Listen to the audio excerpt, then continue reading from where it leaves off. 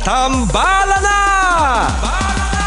At eto na sila, ang nag-iisang masugid na tagahanga ni Nicole Yala, Chris Chuper!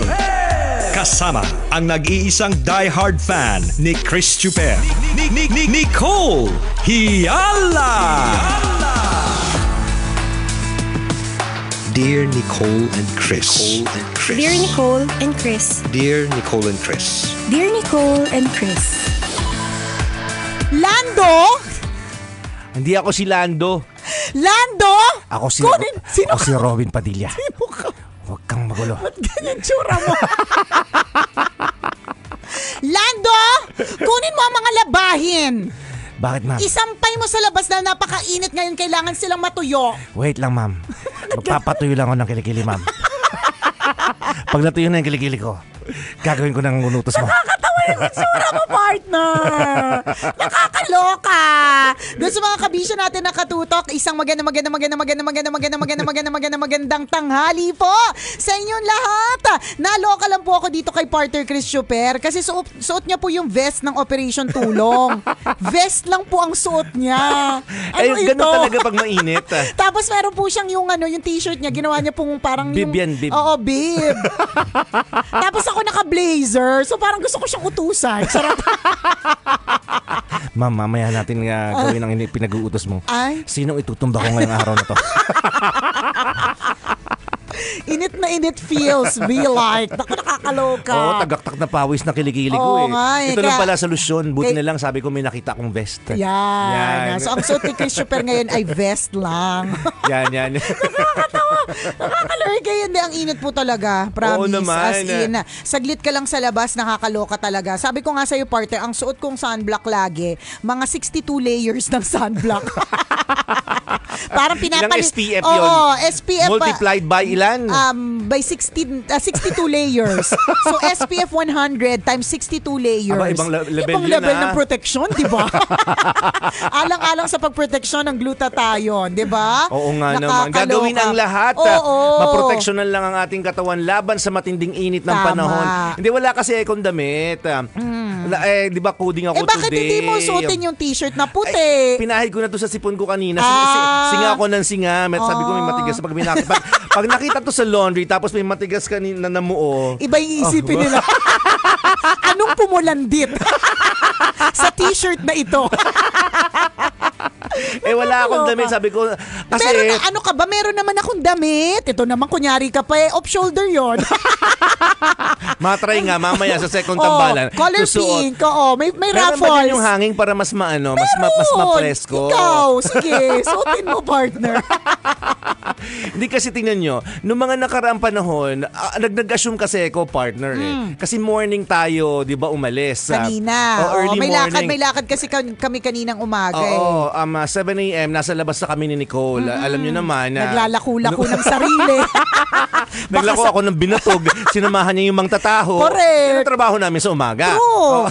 Doon ko nga na-realize nung sinamahan ko sinamahan namin yung si Mang Binatog tsaka si Mang Taho na nakaka-pressure pala sila talaga, no?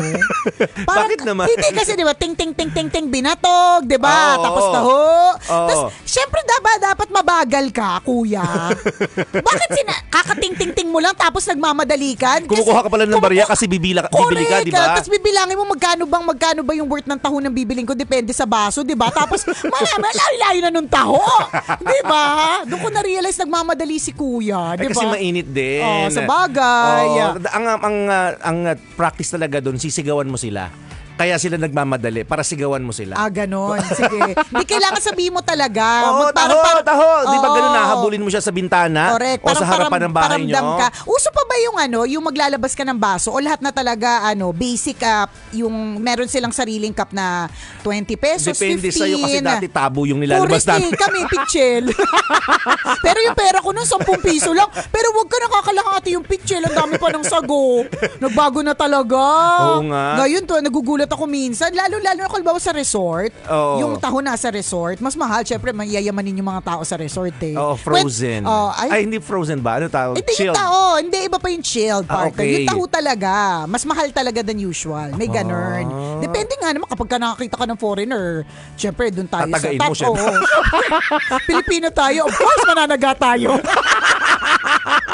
We are Filipinos. Of course, tatagain natin pag ang dami foreigner. ganyang kwento. Di ba, nagtitrending nga yung mga ganyan eh. Pag pinasakay mo ng pedicab, hindi normal na presyo yung ibibigay mo pag foreigner yung pasahero mo. True. Meron ako na pag-alaman na ganyan na parang dapat mag-pretend kang lokal. Para hindi ka tagay. Oo, hindi kasi pag halimbawa, alam nilang kunyari galing kang Maynila, hindi ka mukhang lokal, 'di ba? Oo. Basic 200 pesos. Okay. Ang tricycle. Pero pag alam nilang lokal ka, ganyan. Di ba nung pumunta nga tayo minsan sa North? Oo. Ay, kasama ka ba nun? Huwag na tayo masyado magbanggit ng mga lugar kasi ayaw nating ano tawag doon na Mabagaan siya. hindi. Persona non grata. Ganon. Ikaw lang yun, di kami kasali. Sa North Korea. Oo. Sa North Korea. Nung pagpunta mo sa North Korea, sumakay ka ng tricycle. Oo. Magkano siningil sa'yo? Oo, 150. Lapit-lapit na pala, pwede pala lakarin. Inikot-ikot lang kami. Kasi nga hindi ka lokal. Yung malaman namin, nandun lang pala sa likod. Pinalayo-layo ba kami, tapos sabi sarado. Tapos kunwari, para naman syempre ikutin, para naman worth it yung 150. Yung kamot ulo na lang kami, wala kami nagawa. Sabi namin, naisahan kami dun na. Alam na hindi kami taga ron eh. Oo. Diba? Isipin mo nilang joyride, ganun. Tsaka always charge sa experience. So next time, alam mo na. Totoo yun. Pero totoo, may nangyayari talaga yung mga ganun. Nagtataas tayo ng presyo pag alam nating hindi inosente sa lugar na yon o inosente sa kalakaran ng Hindi, aminin mo ng bayaran. Hindi, kasi ako nandiyan, napunta din ako dyan sa mga benta-benta na yun eh. Kapag halimbawa, alam kong parang hindi naman to yung mga yayamanin, medyo tataas ko ng konti. Pag ganyan mga naka-blazer. Di, chika lang tong blazer na to. Diba, parang pag medyo mukhang yayamanin. Aminin mo, wala din panloob yan, naka-blazer ka lang. Walang init eh. Wala talaga. Wala din bra, naka-blazer lang. Hindi naman malalala tayo, makapal eh, di ba? Hindi, di ba, pagka medyo alam mong yayamanin, magbibigay ka ng presyo na medyo mataas para kapag ka, diba, tumawad, kaunti lang, malaki pa rin yung kita mo. May ganun talaga eh. Pero eto lang ha, kapag ka alam nyo naman pong hirap na, huwag na po nating tatawaran. Katulad ng mga nandyan sa mga bangketa, di ba? Kasi kapag ka nakita mo, 10 piso na nga lang, tatawaran mo pa. O kaya 15, 35. Yung mga nagtutumpok-tumpok ng kalamansi, kamati, sibuyas, bawang. Correct. Wag na nating hinga ng discount kasi akala mo naman ang laki-laki nung mapupunta sa kanila. May pinagkuhanan din sila at yung pinagkuhanan nila babayaran din. Tama. Ganun. Hindi naman sila yung parang asyendero sila tapos gusto lang na ibenta yung mga nakuha nila sa asyenda nila, di ba? Hindi. Hindi ganun. O, balik tayo sa kwento, bakit ka nakaganyan? So, in-assume ko nga, alayo na narating. Nagpunta na sa Binatog, sa Taho. Napunta ka North Korea eh. Alayo na narating na usapan. Nakakaloka. Hindi, 7:00 pa lang nasa kalsada na kami ni partner. Oo, so sabi ko, ay maaga kaming aalis ngayon. So, nag-assume ako na hindi ganun kainit. Kasi normally, lumalabas naman tayo almost every day. Or almost every other day. So, naglo-long sleeve pa ako noon kapag patanghali. Sabi ko, hindi naman siya masyado mainit dati. Diba? Nakaka-uwi ako at wala akong eksang dalang damit noon. So, uuwi ako ng stasyon ng medyo kaya pang manatili ang freshness. Yan. Aba, kanina umaga. Ang aga-aga, di ba? Ang init. 7:00 lang kami nasa labas. Wala pa kami ginagawa. Nakaupo pa lang kami. Nagaktak na yung pawis. Naliligo na kami sa pawis. Totoo yan. Tapos pumunta pa kami sa Pares. na mainit pero masarap. Masarap naman, syempre. Ang sarap naman talaga. Oo, talagang ligo pawis lolo mo. Hanggang pag-uwi dito, lata-lata ako. Sabi ko, umaga pala to. Kanina nga. Nakaka-drain kasi siya. Totoo, nakaka-drain. Kanina nga, hinatid namin kayo, di ba? Tapos, may pinuntahan lang kami ng asawa ko. Tapos, meron siyang pinakompute. Basic lang naman yung computation. Sabi ko, hindi ko kaya. Nahihilo ko. Napapagod ako. I'm so drained. Nakakaloka talaga kapag katito-tita na. Sabi ko, naku patay, wala pa naman akong dalang damit. Kasi nga, sabi ko, alam ko hindi ako pagpapawisan. Kasi umaga pa ang labas natin. Yan ang akala natin. Diba? Yan naman din. Actually, yan naman din po yung maganda kapag lumalabas po tayo. Nakikita po natin yung mga actual na mga pangyayari sa palipaligid. Correct. Diba? Wala lang minsan. Limbawa, mag-leave ka lang. Wala lang. Mag-leave the group ka. Pwede. Kapag puro marites naman yung usapan dyan, leave the group ka na dyan. Kaya lang, if you leave the group, ikaw nang imam Marites. Yan. So wag na lang. Yung leave na sinasabi ko, kunyari mag-leave ka sa office. Hindi naman kailangan na ang leave sa office eh. Ano lang naman to, parang dagdag reflection. insight, tsaka reflection sa buhay. Kung trip mo lang naman gawin, kung hindi mo trip, hindi okay lang. Kung gusto mo... Sabi nila, init-init, mag-reflect pa. Yaan mo na. Yaan mo na. Gusto natin nadidrain yung utak natin sa maraming mga bagay. Ang dami ko naiisip pag madami ako nakikita eh. Anyways, so yan, pwede ka mag-leave. Or pwede na takas ka na lang sa office. Kasi sayang din yung leave mo eh. Lalo na kung nako-convert yan to cash din ng January. Anyways, ang pwede mong gawin, yung you go out of your usual routine. So ano ba ito na pwede mong gawin? Na mga lang naman, kung trip mo lang naman talaga tong gawin. No? Hindi naman po kami namimilit. Hindi po ito utos. Hindi po ito utos. Voluntaryo niyo pong gagawin. Ito kayo, for example, kami ni partner, regular na ito yung routine namin, ginagawa namin everyday dito sa radyo, gagawa kami ng trabaho namin dito, tas uuwi, ganyan, diba? So may mga araw na lalabas kami kasi raraket kami. Yun yung mga kakaiba sa araw. Or lalabas kami kasi may mga pupuntahan kami, which is katulad ng ginawa namin kanina. At yung mga ganong may pinuntahan ka na iba, may kinainan ka na iba na hindi usual, 'di ba? May mga nakausap kang mga tao na hindi pangkaraniwan mo nakakausap, nakakadagdag siya ng kaalaman sa iyo eh. Tsaka nakakadagdag siya ng lessons. Katulad nung pinuntahan naming lugar kanina na pag-alaman namin na nung panahon ng Ondoy, talagang lumubog.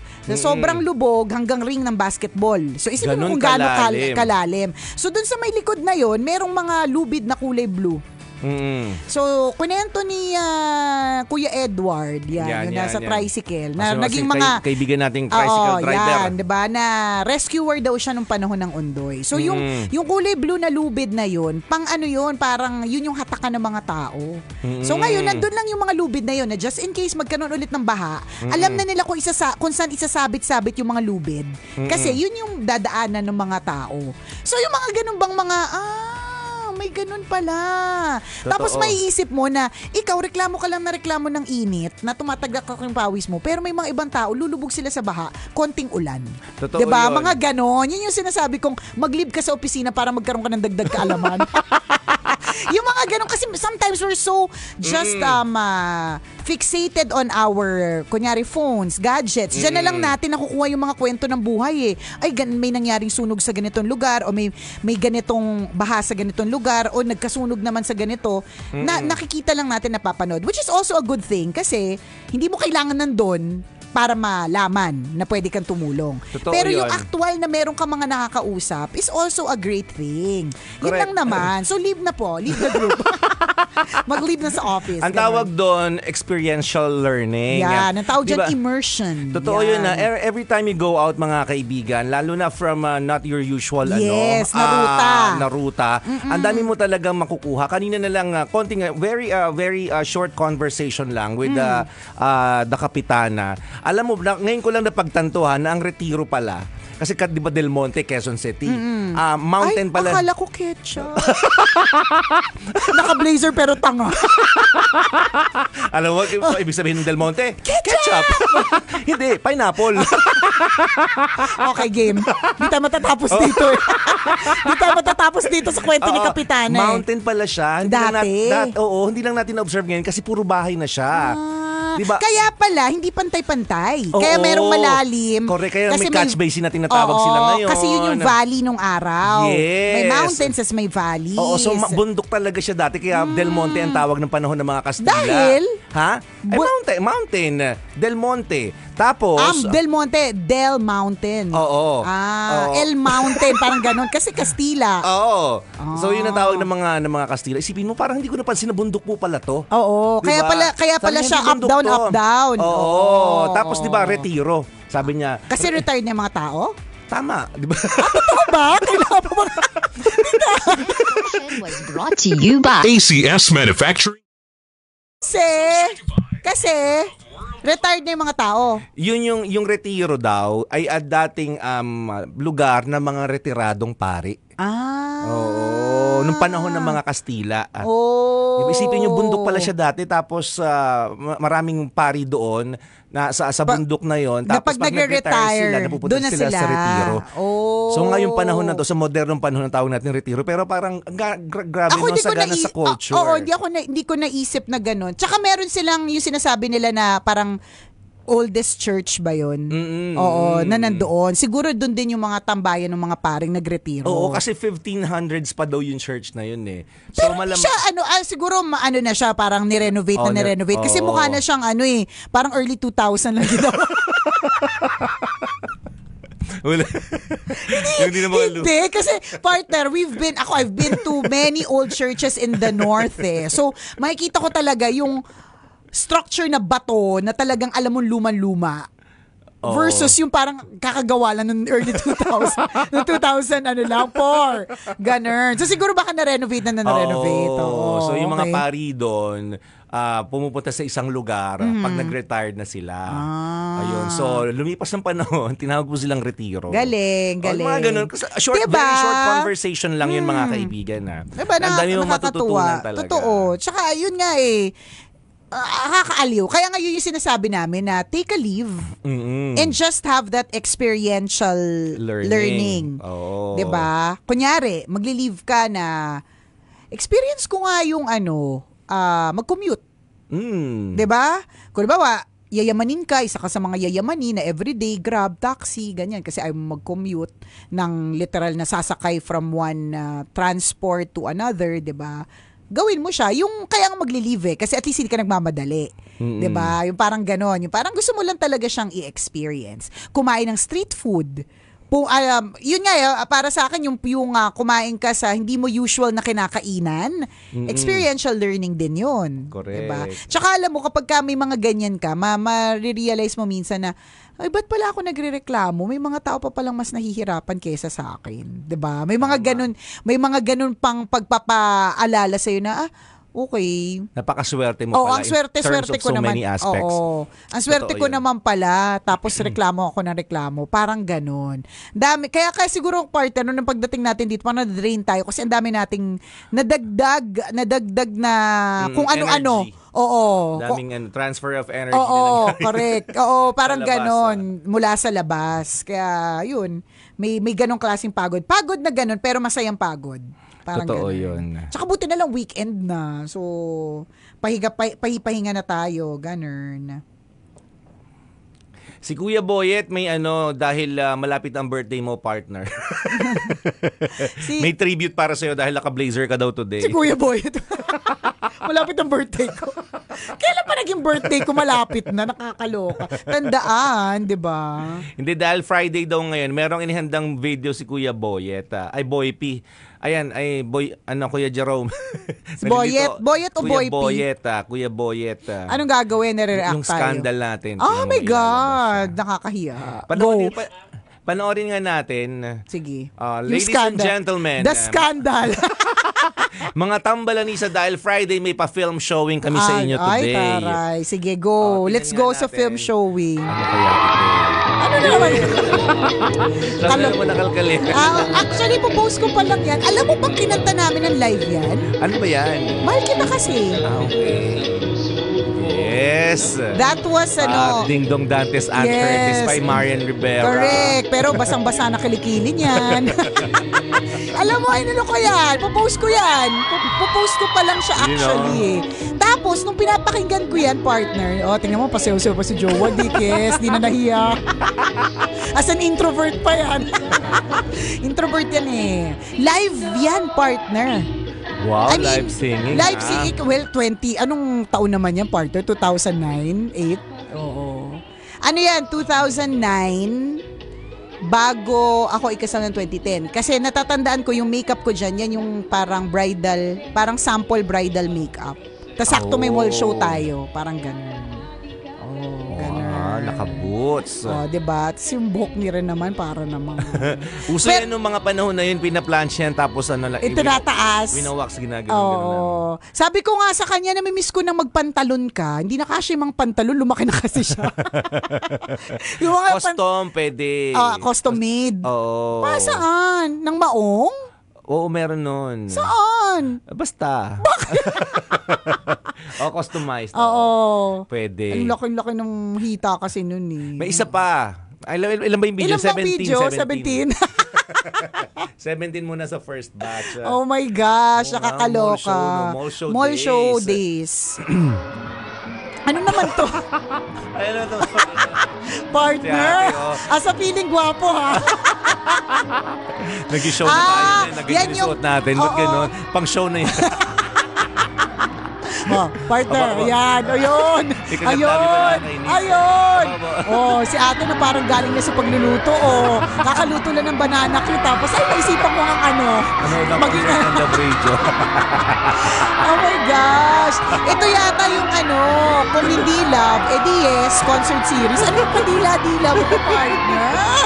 Nakakaloka ka. Oh, si ate. Oh, give na give. Ate, give na give ka dyan, ate, ha? Ano ba yan, ate? Hindi ko nakita ni Madam yan. Oh. Ano ba yan? Ano ba mo dyan? Si ate Nicole naman, ang daming double chin. Ang daming chin. Hindi lang double, triple ata. Oh, ito naman. Ay, nauna pang Alam mo ngayon. yun, bawal na yan. Totoo ba? Bawal na yun. Oh, as a singer. Oh. Yan po yung ito kasi ano namin, eksena namin dati. Uy, ini-invite pa yung crowd to sing. Ano ba yun? Ito kasi ginagawa namin Come on, dati. sing with me, everybody. Oo. Yung ginagawa namin, sising kami. Ako pala, kasi mahal kita kasi yan eh. So dahil solo song ko yan, parang hindi masyadong sa akin ang focus. Sabi ko kay partner dapat magtatawag tayo ng mga babae tapos sasayawan ka ganun. Ito naman si partner gustong gusto. Pagiling. Ang dami na pong aling bebang na nakasayaw si partner. Parang bagay yung pangalang bebang dun sa nakapink, no? Nakakaloka! Pag napanood ni Madam yan, ano yan? Mahihiya. Mangingilabot Oh. siya. Nasa ganyang look, nasa stage ako. True. Umakit Tapos, ako, tapos ginanon ko si giling-giling Chuper. ako. Ano ba yan? Meron pa ba? Flashback? 17 pa nga yan eh. Ito, Minute Ano Maid. to? Minute Maid. Oo. Project natin kay ano. Oo. Ano ba yung hair mo? Nakabwisit. Kay Rita? show na yan ganyan. Daniel Padilla na naapaka ng 3 elepante. Kaya pala tingin sa akin, iba komedyante ako dati. Kasi itsura pala talaga. Hindi naman pang comedy yung intention yan eh. Hindi comedy yan. Hindi yung ganung itsura. Hindi. Hindi ko intention na magpatawa talaga. Hindi, Feeling ko gwapo ako noon kasi Daniel Padilla yung peg ko niyan. Actually, partner, hindi naman mukha siya nakakatawa. Nakakairita siya. Hindi ko makakalimutan yun kasi namumblema ako noon kasi 'di ba yung lihi-lihi. Buntis ako noon nung ganyan yung hair niya. So nasushokot ako ng slide. Baka pag lumabas yung anak ko, may bangs. Meron pa ba? Yun na to, flashback. Di ba? Alam mo, mas gwapo ka talaga may patilya. Huwag mo natatanggalin yan, ah. Parang ano natin dyan. Mabait. Ano Ano ba? Parang payat-payat talaga natin. Heartbroken ka doon. Black na black pa yung hair ko nun, no? Wala pang sponsor. talaga ng lalaki sa Oh, buhay. yan yung Christy guesting na Lavie. biglaan niya. Naka-board kami niyan. Pinatawag kami ni Chris ako. Oo. Di syempre, yan yung kasagsagan ng Chris TV. Oo. So, hindi naman kami tatanggi. Oo. Parang pinagpaalam tayo agad nun, di ba? Talagang siya yung sabi, hindi, tawagin si Nicole and Chris papuntahin dito. Gusto ko silang mag-guest. O, di ba? Feel naman natin kaya naman tayo pinatawag kasi yung unang guest nila na hindi dumating. Charot. Kasi wala daw guest. So, tawagin tambalan. Kunin yung tambalan. Ganun. Chris TV. Oo. Pero alam mo, ang dami sa mga ganun na hindi ko na actual na nare-remember. Yung... Na parang hindi ko natatandaan yung mga pinag-usapan, hindi ko matandaan yung... Actually, hindi ko nga... Wala masyado. Wala akong masyadong memory eh. Matatandaan ko na lang konti kasi nga doon sa video, nga pala na ganyan kami. Yeah, minsan pag ginugol mo lang yung pangalan mo, ay dami palang mga link na pinagagawa natin dati. True. Meron pa ba? Ginanahan na. Ginanahan. Gusto naman nood.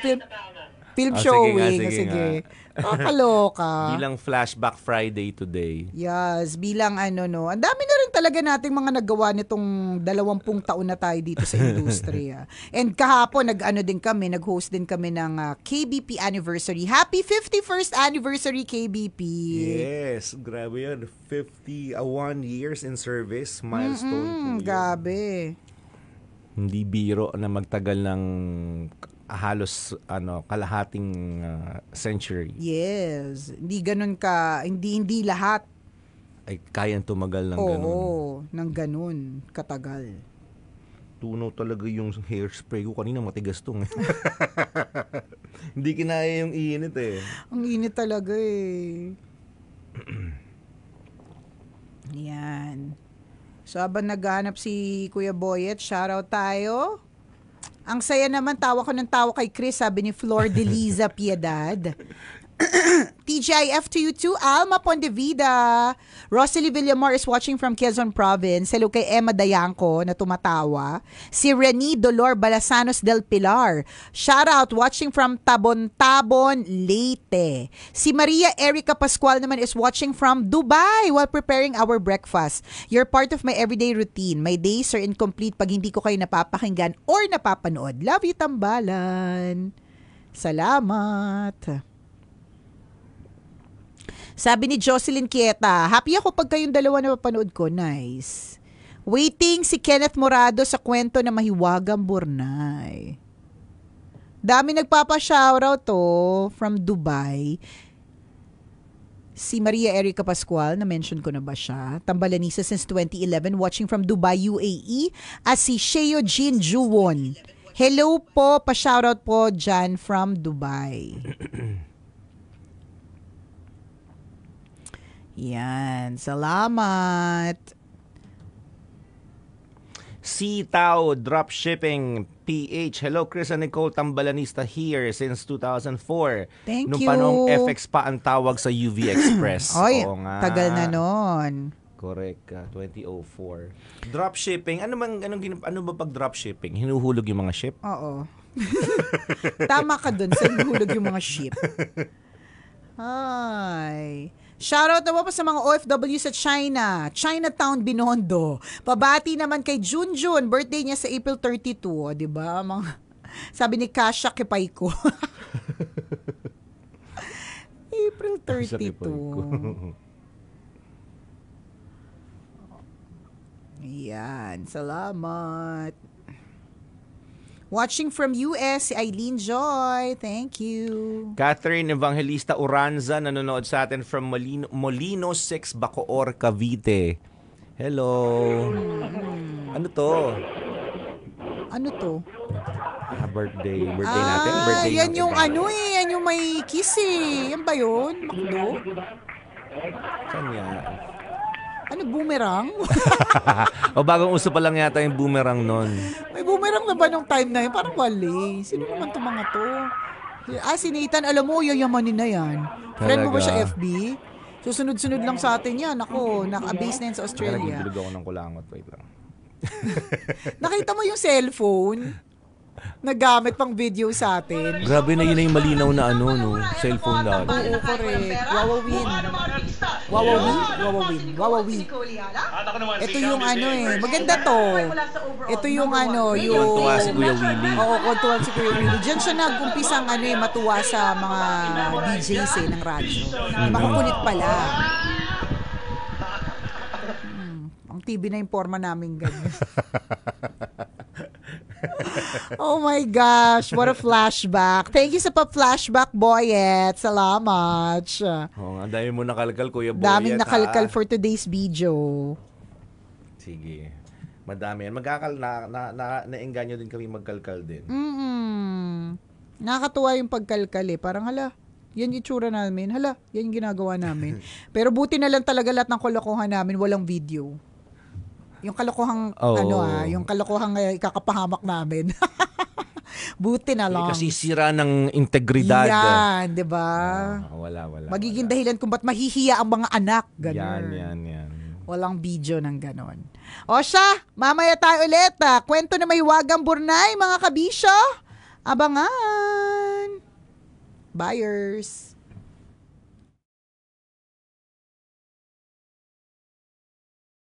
Kailangan pa bang i-memorize yan? Love Radio Basic!